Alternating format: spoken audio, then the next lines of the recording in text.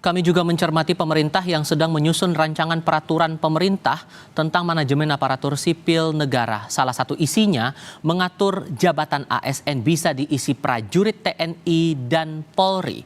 Menteri Pendayagunaan Aparatur Negara dan Reformasi Birokrasi Abdullah Azwar Anas mengatakan saat ini pihaknya sedang menyusun rancangan peraturan pemerintah tentang manajemen aparatur sipil negara.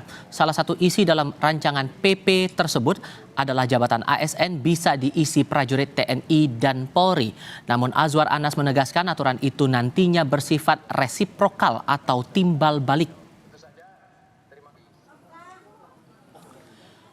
Kami kutip dalam situs Kementerian Pan-RB, Menteri Azwar Anas bilang aturan ini bersifat resiprokal dan akan diseleksi secara ketat serta disesuaikan dengan kebutuhan instansi yang bersangkutan dengan mekanisme manajemen talenta.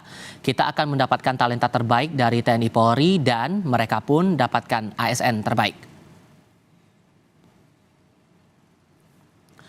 Anggota Komisi 2 DPR RI dari fraksi PKS Mardani Alisera menolak poin rancangan peraturan pemerintah manajemen ASN soal TNI Polri bisa masuk ASN.